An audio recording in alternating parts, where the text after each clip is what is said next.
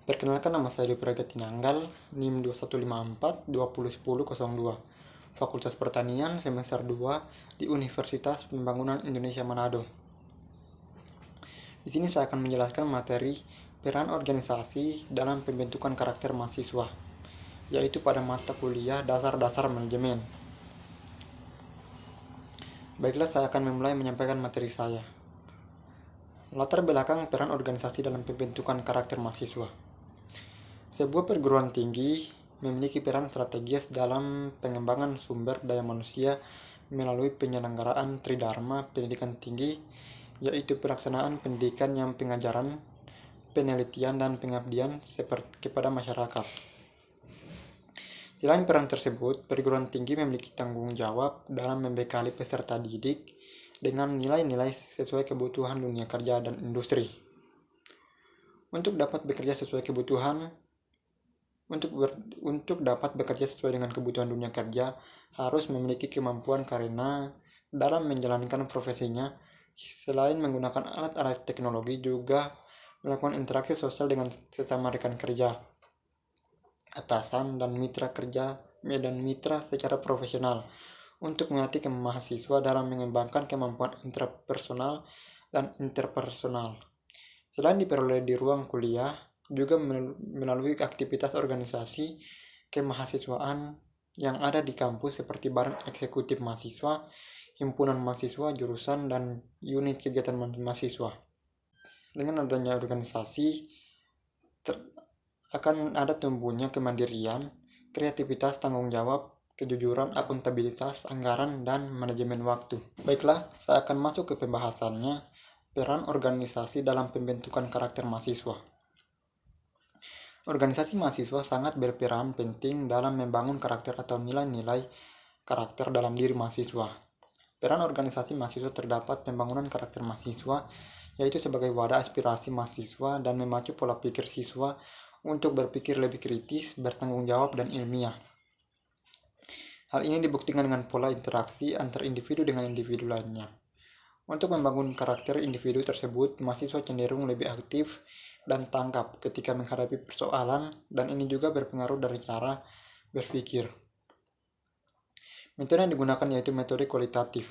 Metode ini menggunakan teknik penelitian, observasi, dan eksperimen, atau juga dengan wawancara terbuka. Dengan adanya hal tersebut, mahasiswa akan sangat aktif di lingkungan kampus maupun di luar kampus. Interaksi dan komunikasi mereka akan sangat aktif dibanding mereka yang tidak ikut organisasi mahasiswa. Berdasarkan hasil, siswa mengikuti organisasi mahasiswa akan mendapat pengalaman dari segi empiris karena sering berinteraksi. Dari pola interaksi tercipta atau terbentuknya nilai-nilai karakter mahasiswa. Organisasi di mata mahasiswa memang bukan hal yang aneh. Terdapat dua macam organisasi yang biasa diikuti, yakni organisasi mahasiswa ekstra kampus dan organisasi mahasiswa intrakampus. A. Organisasi mahasiswa intrakampus. Organisasi mahasiswa intrakampus merupakan wadah bagi mahasiswa untuk mengembangkan kapasitas kemahasiswaannya berupa aspirasi, inisiasi, atau gagasan-gagasan positif dan kreatif melalui berbagai kegiatan yang relevan dengan tujuan pendidikan nasional serta visi dan misi perguruan tinggi itu sendiri yang bekerja secara organisatoris. OMIK sebagai organisasi intrakampus menjadi wadah untuk mahasiswa mencari pengalaman dan pengetahuan baik untuk mengabdi di universitasnya, fakultasnya, ataupun jurusannya. Organisasi mahasiswa di tingkat universitas terdiri dari bahan eksekutif mahasiswa dan dewan perwakilan mahasiswa. Sedangkan ormawa di tingkat fakultas terdapat unit kegiatan mahasiswa di tingkat universitas dan fakultas. Semuanya bisa disebut dalam OMIK. B. Organisasi mahasiswa ekstra kampus. Organisasi mahasiswa ekstra kampus adalah organisasi mahasiswa yang tidak termasuk dalam alat kelengkapan non-struktural pada perguruan tinggi. Organisasi ini biasanya berperan sebagai organisasi kader, sedangkan wilayah geraknya cenderung menasional, yang termasuk OMEK, diantaranya Pergerakan Mahasiswa Islam di Indonesia dan pergerakan mahasiswa Kristen di Indonesia.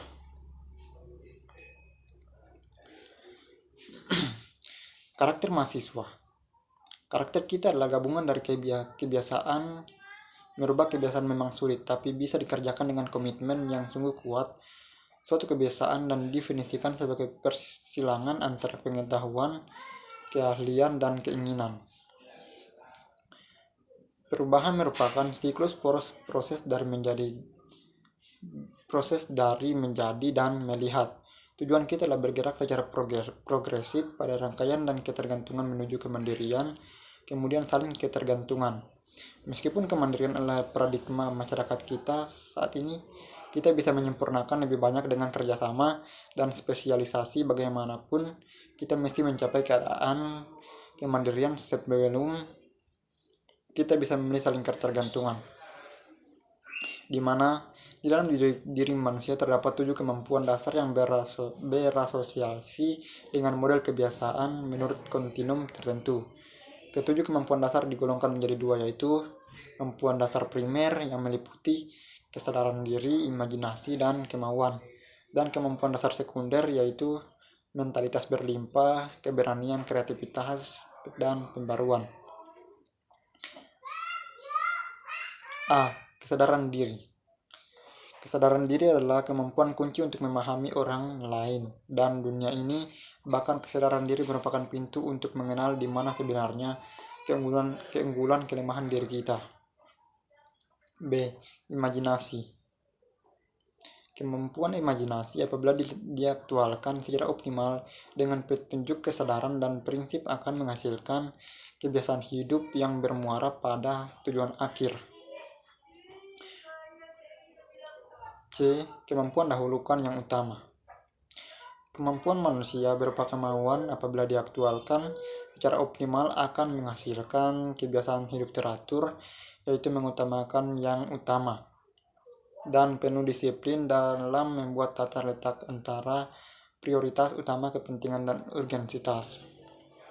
D. Mentalitas berlimpah, berpikir menang. Kemampuan mentalitas atau kapasitas mental yang diaktualkan secara optimal menghasilkan kebiasaan berpikir menang dalam menjalin hubungan dengan orang lain. Mentalitas berlimpah akan menghasilkan karakter, kepribadian berprinsip. Keberanian berusaha mengerti baru dimengerti. Kemampuan keberanian apabila diaktualkan secara optimal akan menghasilkan kebiasaan efektif berupa memahami lebih dulu baru akan dipahami. Memahami lebih dulu membutuhkan keberanian dengan mempertimbangkan. F. Kreativitas. Intisari dari sinergi adalah perbedaan nilai-nilai dengan menghormatinya, membangun kekuatan dan mengkompensasikan kelemahan. Jalan untuk mencapai sinergi melalui proses kreatif yang bisa menakutkan karena kita tidak pernah tahu kemana proses kreatif akan membawa kita. G. Pembaharuan. Kebiasaan mengasah gergaji dihasilkan dari kemampuan pembaruan diri yang diaktualkan secara optimal. Dikatakan kebiasaan efektif karena dengan terus mengasah gergaji akan mengasah bakat, mengembangkan bakat atau keahlian, dapat mengurangi kemungkinan yang menyebabkan kegagalan atau kelambanan menyelesaikan masalah akibat perubahan keadaan. Kesimpulan dari materi saya tersebut adalah mahasiswa merupakan salah satu komponen penting untuk menunjang kemajuan negara.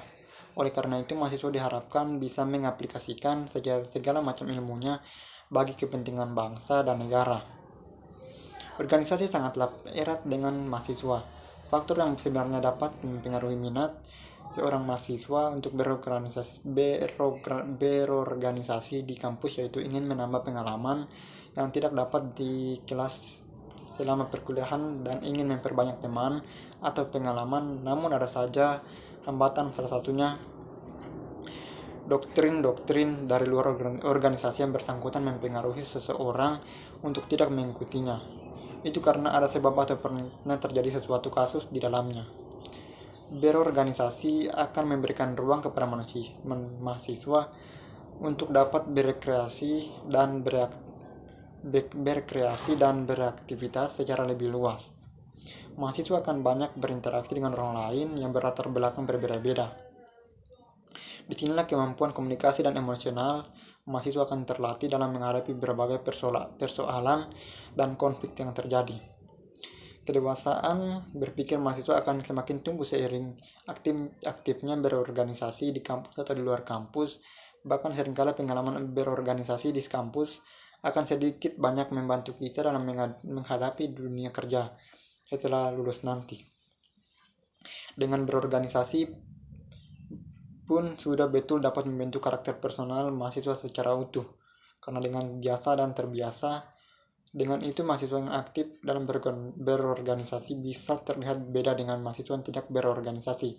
Dari sisi gaya bicara, dari sisi bagaimana membawa pembicaraan, dan lain-lain. Masih banyak lagi kebutuhan dalam mengikuti organisasi. Itulah penjelasan dari saya mengenai peran organisasi dalam pembentukan karakter mahasiswa. Kiranya penjelasan dari saya dapat bermanfaat. Sekian, terima kasih. Universitas Pembangunan Indonesia Manado adalah universitas pembangunan yang berada di Sulawesi Utara, yang di dalamnya terdapat beberapa fakultas, salah satunya Fakultas Pertanian. Fakultas Pertanian telah terakreditasi B. Oleh karena itu, saya mengajak teman-teman untuk bergabung bersama kami di Universitas Pembangunan Indonesia Manado.